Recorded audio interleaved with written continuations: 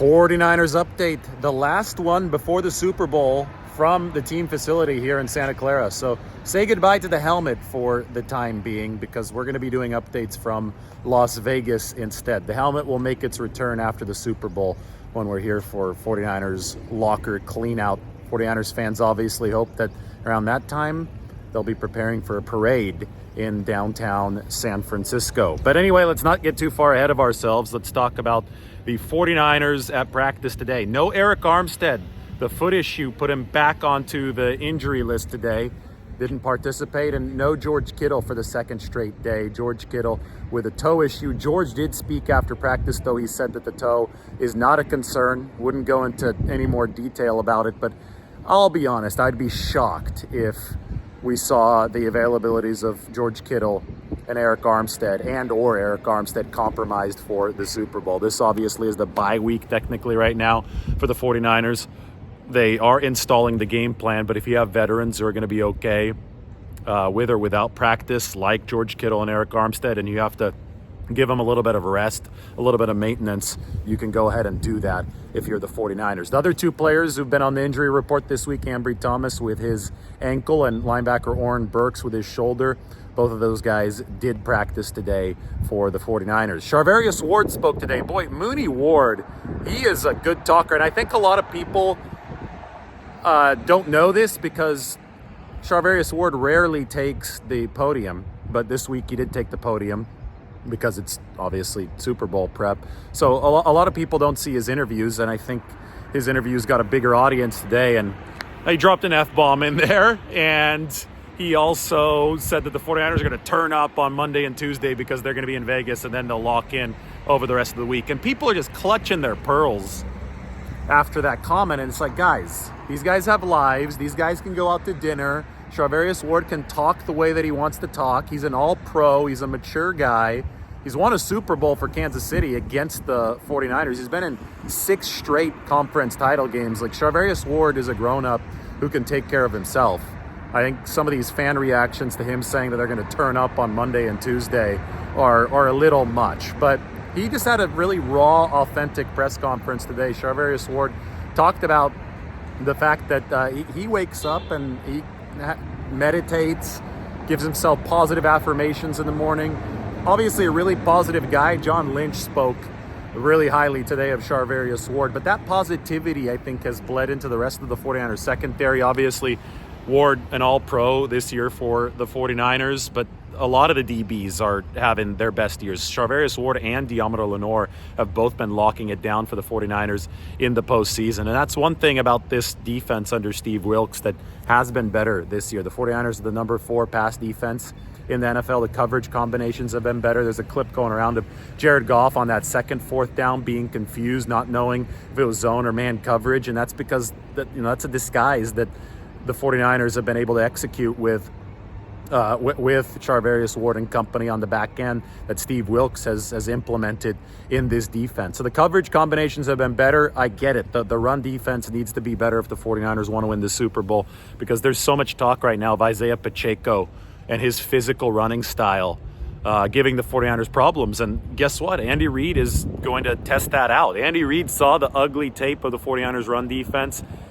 against the Detroit Lions, and Andy Reid is going to try to apply what worked for the Lions against the 49ers. And on a few snaps in that NFC Championship game, there definitely was a lack of effort from some backside defenders for the 49ers. And Chase Young is the one that people are talking about the most on that one touchdown for Jahmyr Gibbs. This has been talked about by both Steve Wilks and John Lynch today. Both of them said that it's been internally addressed. Wilks said it was embarrassing that the 49ers weren't pursuing the way that they need to be, and there seems to be some anger from leadership that there wasn't full effort on those plays. There was an assumption from some of these players, some of these defenders, that somebody else would make the tackle, and then when the tackle wasn't made, well, it obviously looked really, really bad. So the 49ers, when you talk about doing the job on run defense, when you talk about improving what hasn't been a great trend defensively, and that's going to be absolutely necessary against Patrick Mahomes and the Chiefs in the Super Bowl, it seems like the 49ers have moved to correct that, and now it's just put up or shut up time when they move to the Super Bowl, because Kansas City hasn't given up more than 30 points this year on defense. The Chiefs' defense is actually ranked higher than their offense, which is a big change from the last time that these two teams played in the Super Bowl, even a big change from last season, right? So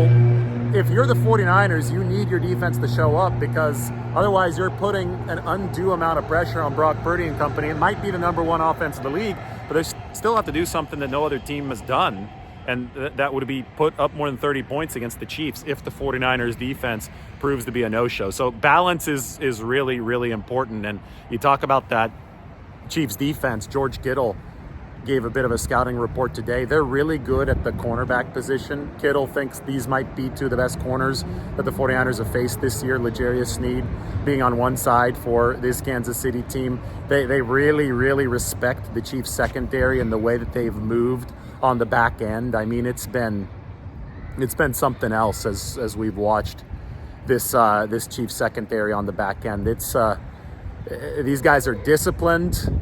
They're not going to be confused a lot by motion, and we know that the 49ers run a ton of pre-snap motion to get opponents out of sorts and out of position. That hasn't happened to the Chiefs. And they've also got a good linebacker, Nick Bolton, who they drafted in 2021 in the second round. George Kittle thinks he's one of the best coverage linebackers in the National Football League. And when you look at that, that's really important against Christian McCaffrey and George Kittle and Kittle himself, right? Because linebackers are the guys who are tasked with that coverage. So, with Kansas City, they also have Chris Jones, and Chris Jones is one of the top interior pass rushers in the entire National Football League. This year, he actually had a higher pass rush productivity score than even Aaron Donald. He was number one amongst all interior pass rushers, and that's something that he could wreck a game at any time. So even if Kansas City might be a little bit weaker up front as far as the pass rush goes, without a guy like Charles Omenihu,